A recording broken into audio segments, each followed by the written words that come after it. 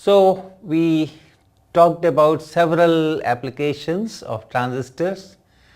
The last one was transistor as a switch, and I mentioned that it is very important switching from high value to low value to high value in digital electronics. So, we will talk about digital electronics in next few lectures, but today I am going to talk on another application of transistors, and that is transistor as an oscillator. Okay. So, transistor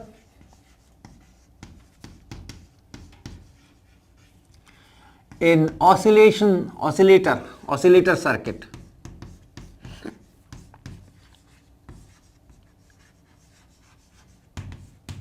So, what is that oscillator? Oscillations, everyone knows oscillations, and the one which oscillates is oscillator. But in this context, in this electronics context, oscillator is a circuit or an instrument which converts DC to AC. That means you have voltage which is DC, you have batteries, you have cells, the voltage is DC, and you need AC voltage, alternating current voltage. So, to create this alternating current voltage from a DC battery or batteries, that is the job of oscillator, right. The power that we get in our household, 50 hertz to 20 volts, that is AC, but that is at 50 hertz fixed, and that is generated in the power plants.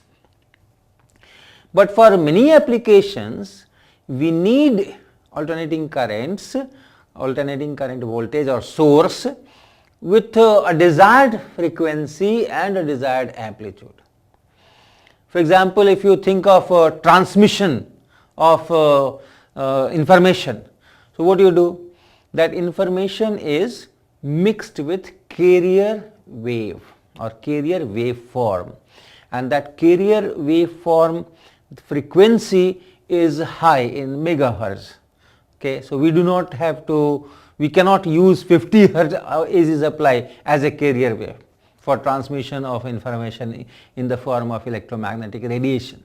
So, we need a supply which can give us alternating current voltage which changes as a function of time at frequencies of megahertz or hundreds of megahertz or gigahertz, like that. Similarly, many of the material properties, they are decided by the frequency, the electrical properties. For example, dielectric constant. Now, dielectric constant is a function of frequency, and we need materials which behave in a particular fashion at a particular frequency. So, to study those things, to make new materials, we need sources which can give us alternating current voltage at several frequencies, so that I can tune the frequency, I can change the frequency and do my experiments. Likewise, so the circuits which are used for this kind of thing, conversion or creation of that alternating voltage source from DC, so those are oscillators, oscillator circuits. So, depending on which frequency range I am interested in, whether it is an audio frequency range or it is in kilohertz, megahertz variety, or if it is 100 megahertz, gigahertz variety, different kinds of circuits are used in different regions. But what is common is we need a part, we need a unit which can selectively filter a particular frequency, the desired frequency, and can oscillate at that frequency. So, I need some kind of a circuit which once started, we do not give any external AC of that frequency, but by itself it can pick up a frequency, and at that frequency voltage or current in that unit should change, should oscillate. So, that kind of circuit, frequency selective circuit, that should be one essential part. Okay. So you have let us say you must have a frequency selective circuit oscillating. Frequency is oscillating anyway, so this kind of thing should be there. One can have varieties of circuits depending on which range you are. One is what we call inductor capacitance LC circuit. Okay, so you remember your high school thing. If you have an inductor, there is a symbol for inductor, and the letter which is generally used is L, and then you have a capacitor. Let us say you have a capacitor, and then there is a, okay, from here I can, alright, let me join it and put it here, a switch, and let us say this is a battery. So if I join it here, the capacitor is charged, C, capacitor is charged.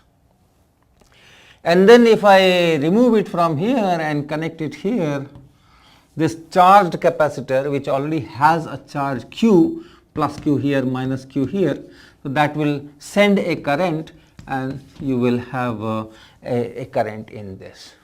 So that is your LC circuit. So after charging through this battery, we just disconnect it and leave it here, and here you have a current, and this current oscillates at a particular frequency, right? If you go by equations,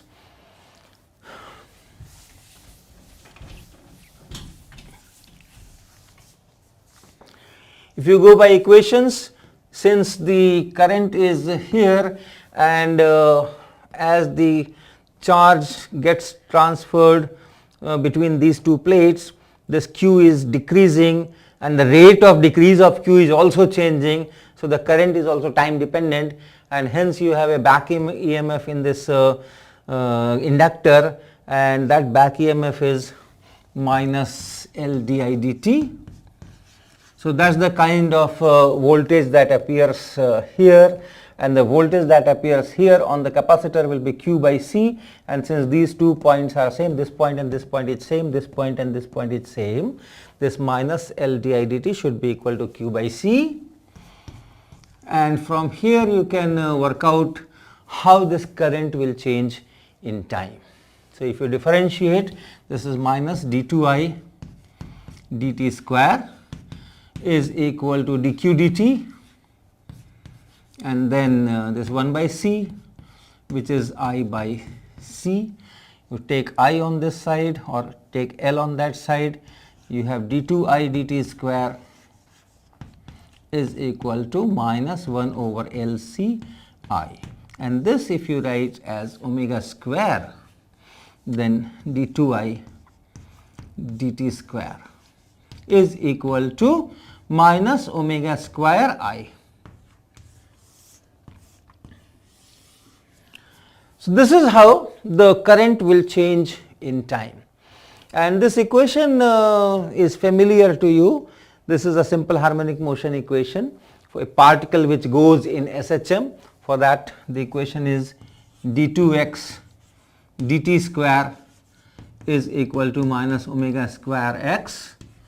So that is for SHM, and you know the solutions, particle going in SHM, it just goes from minus a to plus a with some kind of an equation, which is, let's say we can write x is equal to some a sine omega t or cos omega t plus some constant. So that constant depends on the choice of t equal to 0, but essentially this is an oscillation. X oscillates in time, and exactly same is the story with this equation here.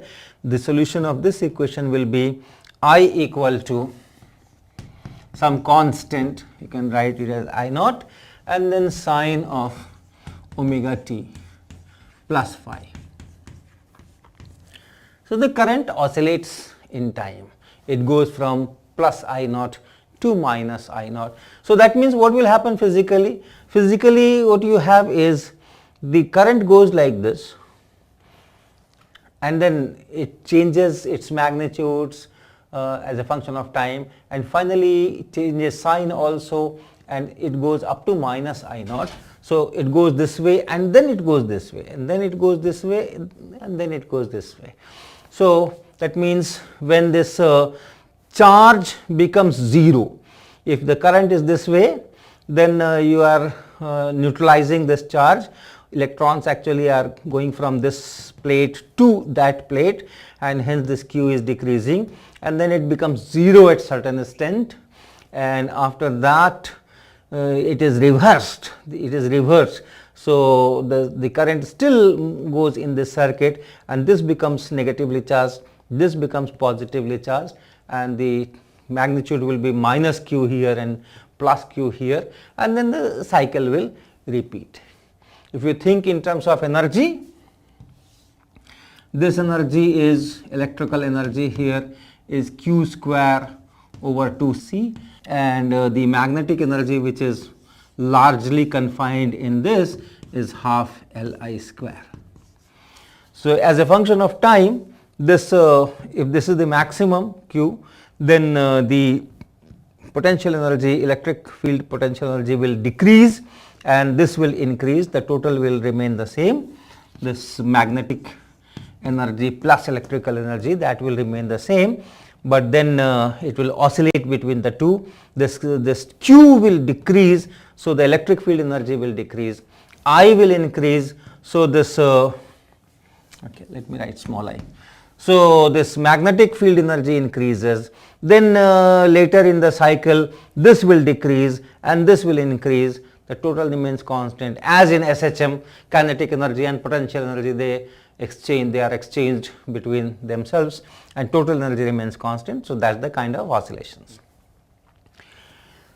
But then if you use this in some circuit, if you want to make use of it, you can take any potential here, voltage. This voltage is oscillating in time, so you do have an oscillating voltage, but then if you want to use this oscillating voltage for some kind of a circuit, you want to connect it to some external unit, then this energy is not going to remain constant, and if you are using that energy, that means this oscillation will die out.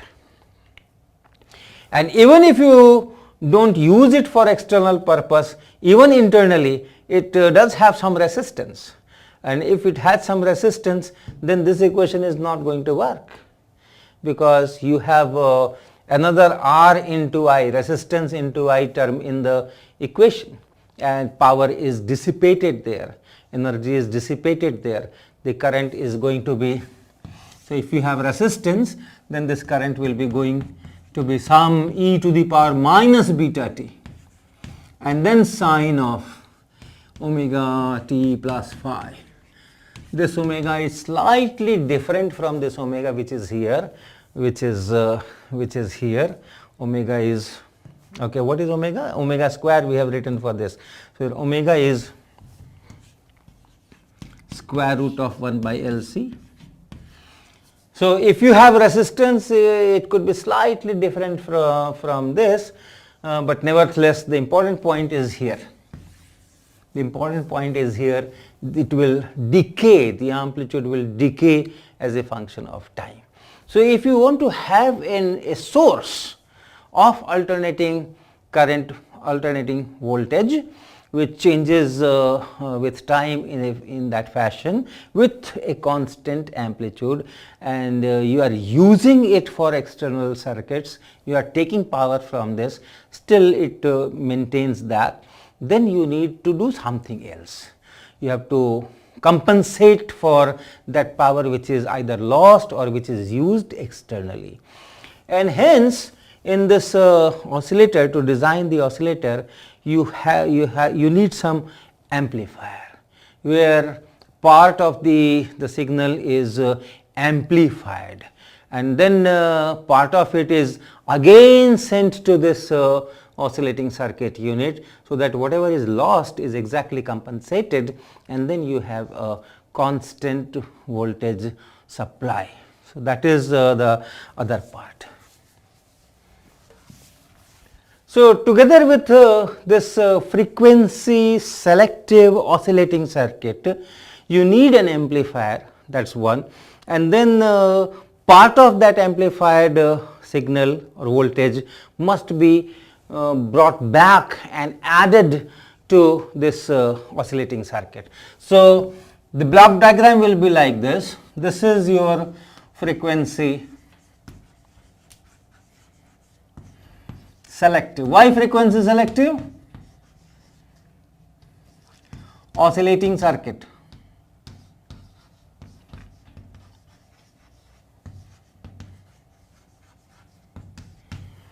Because we are not providing any frequency from outside, we only have batteries, and therefore this system must decide its own frequency. Like in our LC circuit, if I put certain millihenries of inductance and certain microfarads of capacitance, then we have fixed, the circuit has fixed, this is angular frequency. Okay. So there is a particular frequency at which it will oscillate. Therefore, you need this frequency selective oscillating circuit. And then you need an amplifier. This signal has to be amplified, and this is where the transistor comes into picture. It needs to be amplified. And then this amplified signal, you can take your output also from here, use it for external world, and part of it should come back and add to this oscillating circuit, otherwise this is going to die out, these oscillations are going to die out. So you should have another unit in this whole arrangement, which we call feedback circuit. It takes part of this signal which is here, amplified signal. You can take it from here, you can draw it like this. So part of that output signal is taken, and then that part is brought back and added to this. And remember, this addition has to be in phase. You already have an oscillating current or oscillating voltage here, and then you are adding, which is again oscillating thing. So you are adding two sine waves, let us say, or two sine wave forms. So they have to be in phase, then only there is an addition. If they are out of phase, then there will be actually a subtraction. If you have some y1 which is a sine omega t, a1 omega t, and then you have y2 which is a2 sine omega t plus something else. So it's important that this, if you want actual addition of amplitudes, actual addition of that oscillations, then they should be 0 or 2 pi. So that it is just a1 plus a2. If this epsilon is 0, then your y1 plus y2 is just a1 plus a2 times sine omega t. So amplitudes are added, signal has enhanced. But if it is not, if suppose epsilon is pi, in that case sine of omega t plus pi is equal to minus of sine omega t, and then in that case y will be equal to y1 minus y2. Actually it is y1 plus y2, but this will be a1 minus a2 times sine omega t. So your amplitude has actually decreased. So it's important that this signal which you are adding to this oscillating circuit, that should be in phase, known as positive feedback.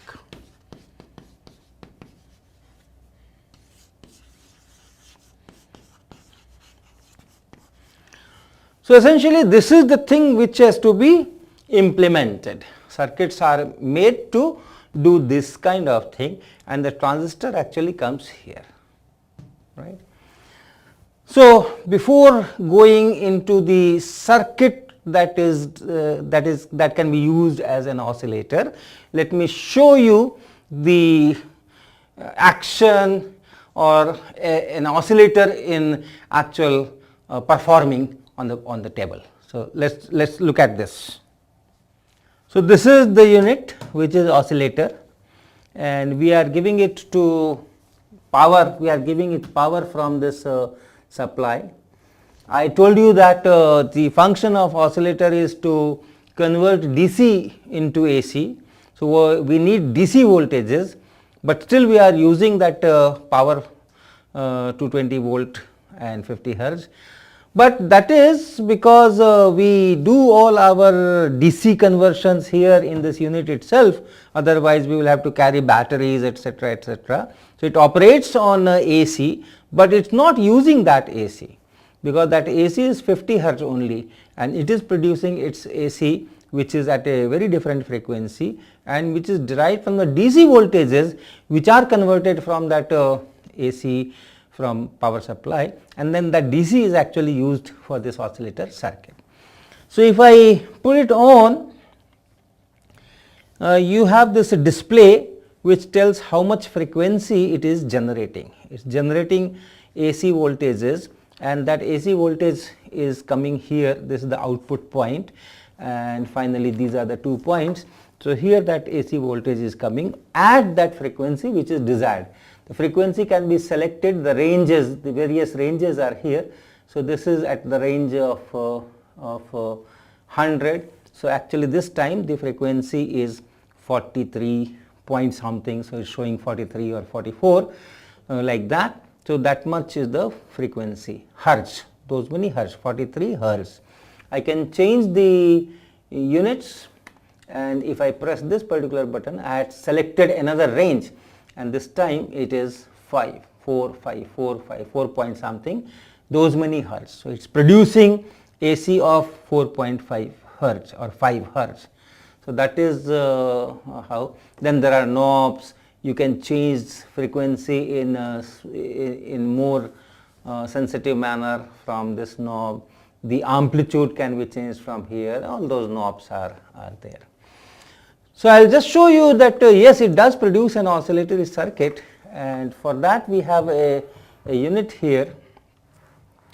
There is a speaker inside, 2 speakers in fact, one here and one here, and then this is a cap here.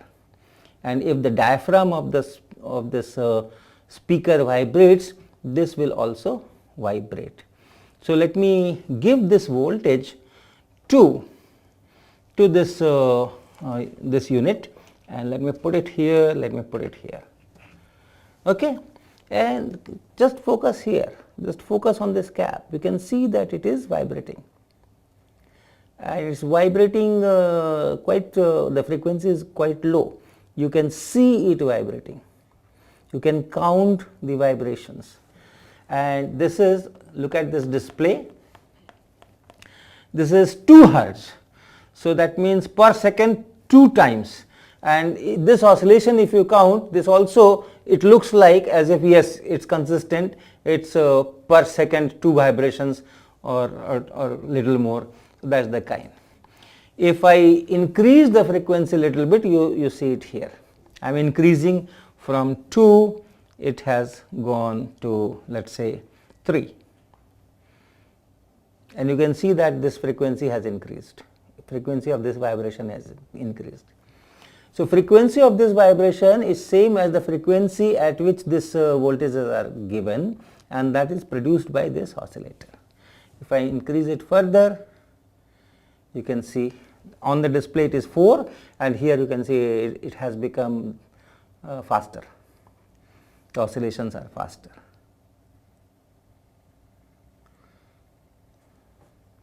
This is 10 hertz. So, it is producing frequency of 10 hertz, 12 hertz, and so on. It can also produce frequency of kilohertz, 10 kilohertz, 5 kilohertz, 20 kilohertz, and so on. In fact, this particular one goes up to 1 megahertz. Now to show you a little bit of larger frequency, let me connect it to another unit which is just a speaker, simple speaker. No roll of this PVC pipe at this moment, and with this speaker, if I connect this output, let us see what happens. It's just a speaker here, put this speaker here, and then let me connect my oscillatory output here to this speaker. Like that, vibrations here also there will be vibrations. Now, perhaps you can see this vibrating. It goes up, down, up, down, up, down. Okay, 3 Hz. But I want to show you much larger vibrations. So let me go in the range of let us say 1K here. This is 187 Hertz, 0.186 kilohertz. Can you listen the sound? This diaphragm is vibrating. You cannot see the vibrations because the frequency is so high and the amplitude is tiny. But it is vibrating, and that vibration of the diaphragm is producing sound, and that sound probably you are able to hear in this recording. This is sound at 187 Hertz. If I increase, this 309 Hertz, and you can see the quality of the pitch of the sound has increased, changed. So it is producing those higher frequency oscillatory voltages.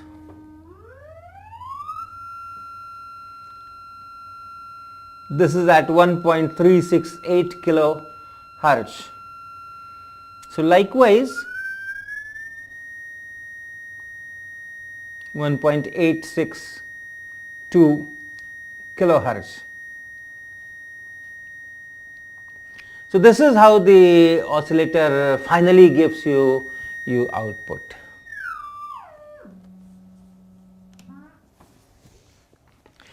So typically, if you look at this expression and use the commonly available inductors and capacitances, and you put those values, then you can see that this omega will be, or this frequency will be in kilohertz region.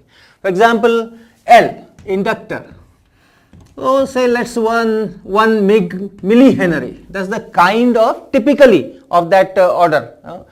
You don't have inductors in henries. If you want to make inductors in henry, it will be very bulky. And similarly, the capacitance is typically in microfarads, 100 microfarad, 10 micro or 22 microfarads, like that. So this is in microfarads. So let's say start with 1 microfarad.